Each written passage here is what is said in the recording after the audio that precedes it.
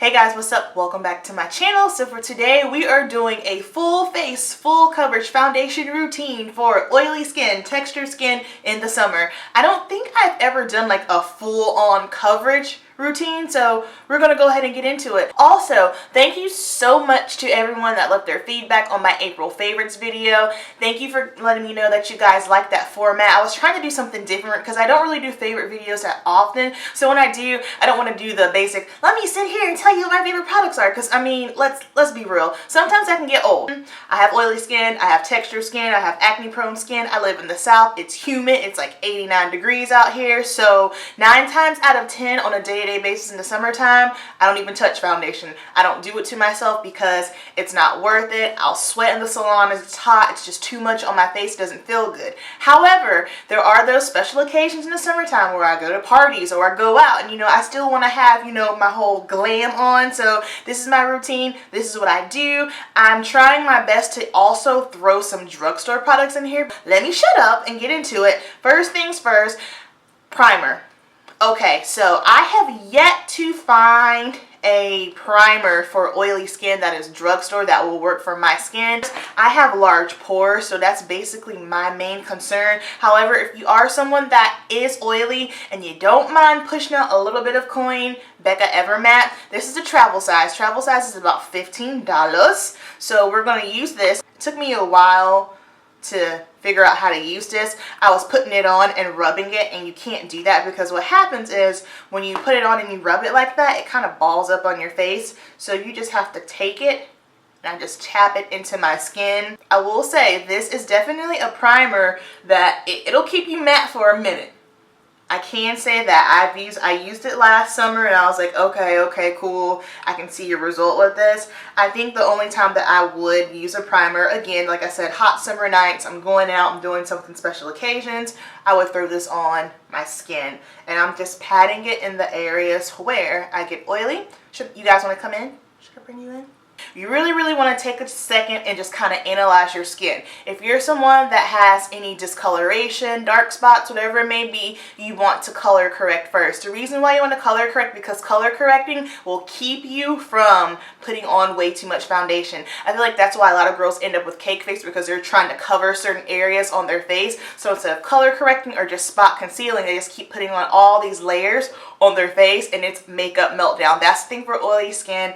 The less layers you can put on, the better chance you have of your makeup not melting off. Let's put on some foundation. Foundation of choice that I'm going to use today, I'm going to use the Loreal Pro Matte. Y'all, if you were an oily skin girl and you need a mattifying foundation, whoo, this is so matte. Everything from your sole to your toes will be matte. I promise you. A little thing that I was doing when it wasn't as warm outside, I was mixing this with just a shot of the Pro Glow. Perfect. Bomb. Worked great. So this is the foundation I'm going to be using. This is full coverage. Like I said, this is a full coverage toot. So full coverage. If you don't like full coverage, try the Maybelline Dream BB Cream in Deep. Unfortunately, this is the deepest one. I've been in 3 different drugstores over this week and I can't find this shade for some reason, so hopefully they didn't discontinue it. Maybe they're just out of stock, but if you want something light, this is a good one. For higher end alternatives, my all-time favorite, MAC Matchmaster. Can't go wrong with this one. This is beautiful. Or the Nars Velvet Matte Skin Tint. This is a great one as well.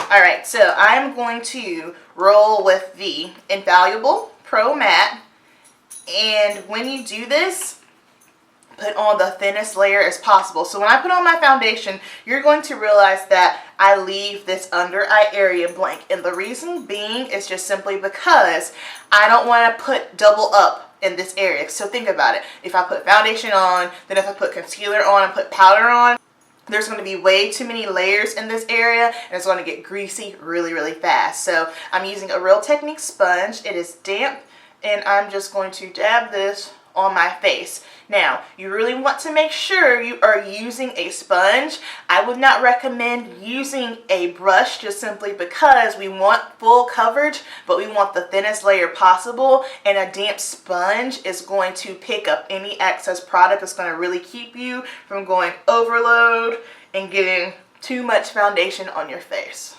Also, a little tip, I like to work in small sections. Sometimes if you put the foundation all over your face, by the time you get to the next spot, it might be drying up a little bit and you're going to have a hard time blending it out. So work in smaller sections. I don't know if you guys realize it, but I had a dark spot right there. Let me see if I can pull some of this off. Okay, so I have a dark spot right here.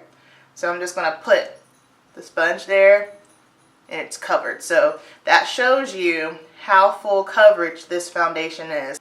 Just going over your section back and forth like this is really going to help you get a nice seamless blend. This is why I do prefer a sponge over a brush, because I feel like the blending is just perfection. You know what I mean? It's flawless. You can't see any streakiness. You don't have any lines. Everything just looks nice and blended.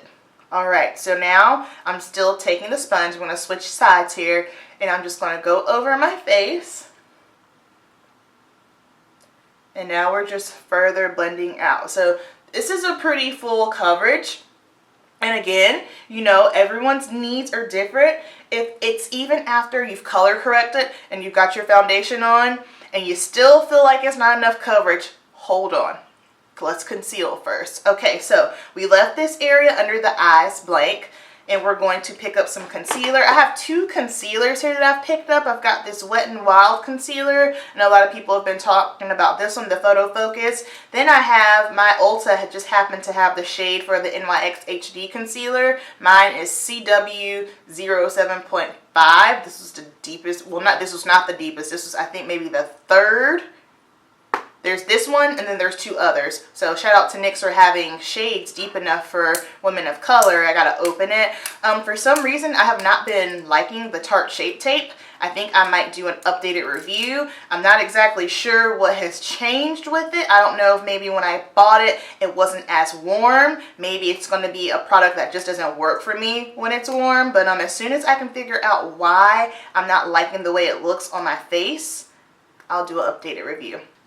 I'm not sure if they were saying this concealer was similar to the Tarte Shape Tape or the Nars Creamy Radiant, which is ironic because I don't like the Nars Creamy Radiant, and me and the Tarte Shape Tape are about to break up, so we'll see. Alright, so we are going to put this on the under eye area. Remember, if you've already color corrected, you can just go ahead and throw your concealer over. Color correcting is going to save your life from putting on way too much foundation. If you've already color corrected, 9 times out of 10, you're going to be good. You are in the money. Alright, so, and I'm just going to do, sorry, this is a little bit of a first impression while we're at it. I wasn't expecting this to be as watery. Okay.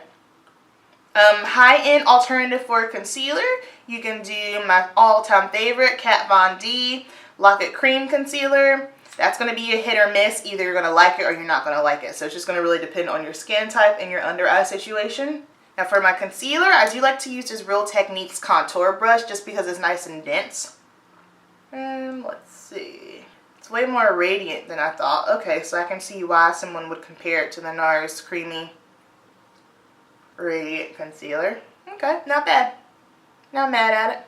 Now I'm just not swiping. When you have a brush with your concealer, don't swipe it because you're going to disturb your concealer. It's not going to give you the nice amount of coverage.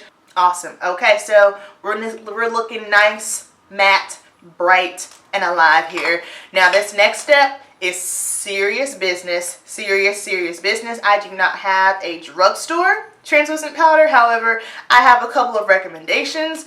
This is my favorite, Sacha Buttercup powder. This is what I'm going to use today. Another good one, Cover FX matte setting powder. The Laura Mercier, of course, setting powder. Pick your poison. Now, the key with the setting powder, I do not bake. I'm not a fan of baking. Even on my skin type, I do have oily skin, but the under eye area, I feel like everyone's under eye area is just naturally drier. I feel like baking sometimes can make things look cakey. It can make you look like you're creasing up. It's just not cute. So taking your wet sponge, and I love this technique, dipping your wet sponge into your powder. Now I don't bake it, but I do put quite a bit on my sponge here and onto my face. I'm not going to let it sit there basically. I just work it into the skin like this.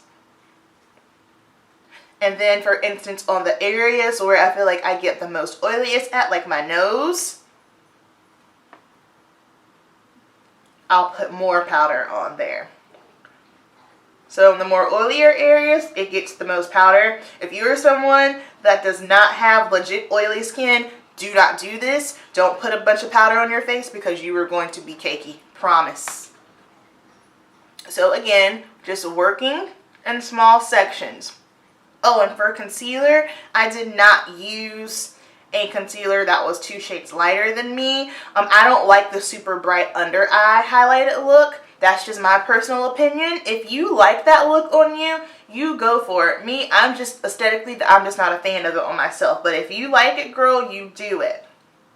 Now, I will say the only time I will bake is if I am doing a fashion show or a photo shoot. I just need to bring things a little bit further because makeup for photography is totally different for makeup, like my special occasion makeup that I do for my clients or my makeup that I do on my YouTube channel. Totally different. So that, yes, you got a little bit of a different technique going on there.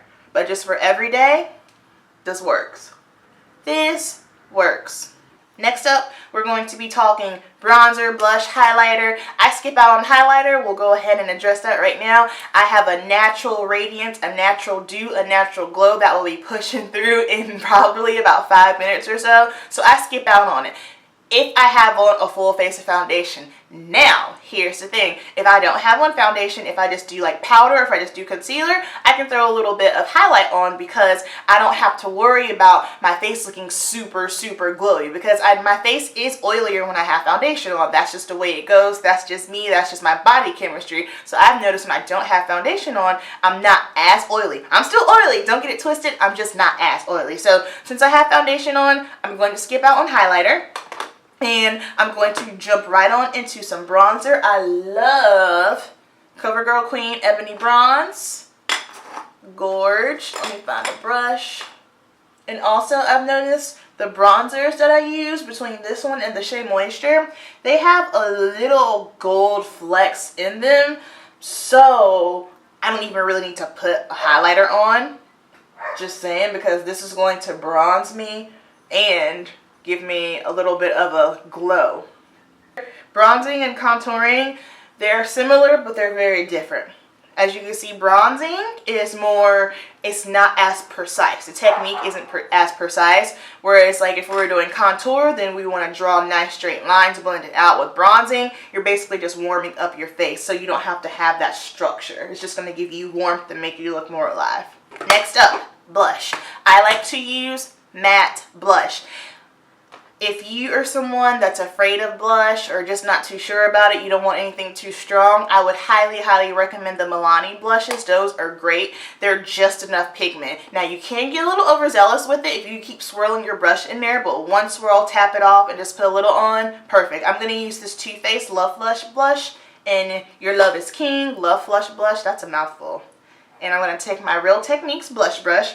I love this because it's tapered, so I don't ever have to worry about getting like this wide spread of blush on my face.